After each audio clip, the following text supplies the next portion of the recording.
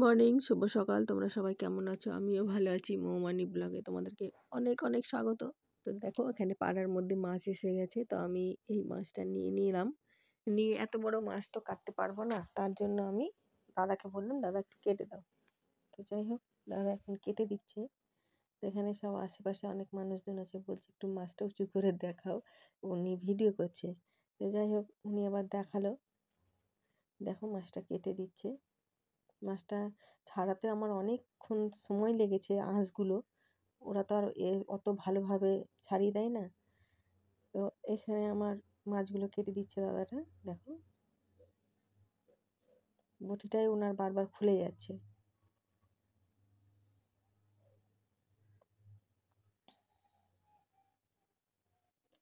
মাথাটা কিন্তু অনেক বড় মাছের।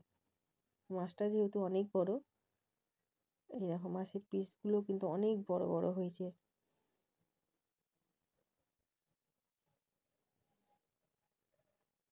মাছের কিছুটা পিস হয়ে গেছে ওখানে, দেখো। আমি বললাম লেজের দিকে একটু আঁশগুলো ছাড়িয়ে দাও দাদা, কারণ এত আঁশ ছাড়ানো সম্ভব না। আঁশগুলো তার জন্য ছাড়িয়ে দিচ্ছে। এখানে এখানে আমার পুরো মাছ কাটা হয়ে গেছে, বাড়ি নিয়েও চলে এসেছি। এই দেখো, গামলার মধ্যে ঢেলে নিচ্ছি, মাছগুলো ধুতে হবে।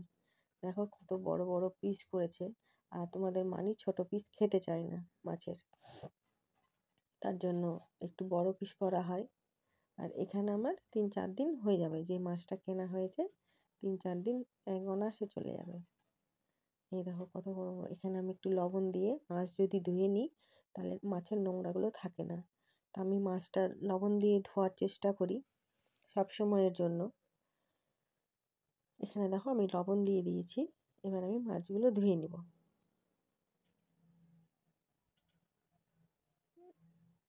এই দেখো কত বড় বড় পিস হয়েছে। এখানে আমি হাত দিয়ে দিয়ে দেখিয়ে দিচ্ছি তুলে। এই টাইপের পিসগুলো হয়েছে। এই দেখো, এই মানির জন্য এত বড় পিস করতে হয়, মানি ছোট পিস খেতে চায় না। মাথাটা এখনকার বাঁধাকপি খেতে, যেহেতু চৈত্র মাস পড়ে গেছে, তবুও কিন্তু বাঁধাকপিটা খেতে খুব ভালো লাগছে।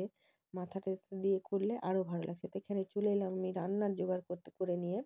দেখো, এখানে আলু আর করলা ভাজা, মাছের ঝোল করব। মশলাও বেটে নিয়েছি, কড়াইয়ে গরম তেল দিয়ে দিয়েছি। এবার আমি এক এক করে মাছগুলো ভেজে নিব। তো মাছগুলো ভেজে নিচ্ছি, উল্টে পাল্টে ভেজে নিব। মানিকে বলছি, মানি এত বড় মাছ না ভাজা যাচ্ছে না, জানিস, উল্টানো যাচ্ছে না, কারণ ভেঙে যেতে পারে। তো বলছে, না মা, ভাঙবে না, তুমি আস্তে আস্তে করো।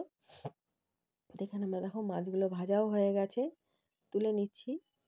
আর রান্নাটাও করে নেবো খুব তাড়াতাড়ি।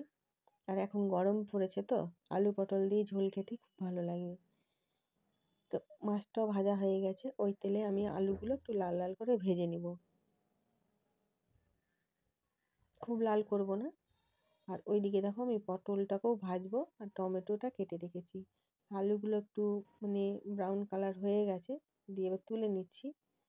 ঝোলটা খেতে খুব সুন্দর হয়েছিল, মাছের ঝোলটা। মাছটাও খেতে খুব ভালো।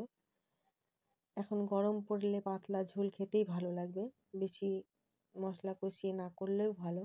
পটলটাও আমি ভেজে নিব, কড়াইয়ে দিয়ে নিলাম।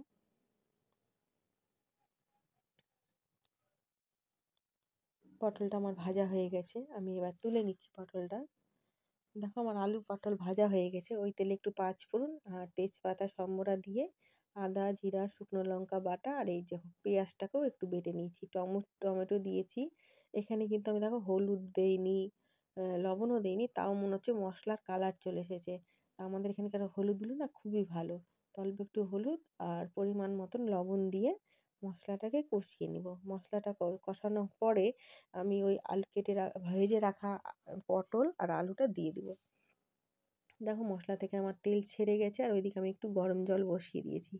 এবার আমি আলু পটল সব দিয়ে একটু কষিয়ে নিব। মশলা তো আমার কষানো হয়ে গেছে, তারপরেও একটু কষিয়ে আমি গরম জলটা দিয়ে দিব। যে কোনো তরকারিতে যদি গরম জল দেওয়া যায়, তার কিন্তু একটা স্বাদ আলাদাই হয়। নিজের থেকে মনে হয় যেভাবেই তুমি রান্না করো না কেন, স্বাদটা চলে আসবে। আর বেশিরভাগই তরকারিতে আমি রসুন ব্যবহার করি না। এখানে আমি গরম জলটা দিয়ে দিলাম, কারণ রসুনের তরকারি আমি খেতে পারি না। আর তোমরা জানোই আমি নিচে বসে রান্না করি। রান্না করতে কষ্ট হলেও কি করব, কিছু করার নেই। তো যাই হোক, ঝোলটা আমার ফুটেও গেছে। আর ওইদিকে আমি ভাত বসিয়ে দিয়েছি, দেখতেই পাচ্ছ তোমরা। ভাতটাও বসিয়ে দিয়েছি আর এখানে মাছগুলো আমি দিয়ে নিলাম। বেশি ফোটানোর দরকার নেই। আমি রান্নাটা একটু বেশি করেই করি, কারণ রাত্রেবেলা করার মতো ইচ্ছে থাকে না। আর এখন শরীরটাও একটু ভালো নেই, মানিরও আমারও। যদি তোমাদের ভিডিওটা ভালো লাগে অবশ্যই লাইক, কমেন্ট, শেয়ার, সাবস্ক্রাইব করবে। সবাই ভালো থাকবে, সাবধানে থাকবে আর সুস্থ থাকবে।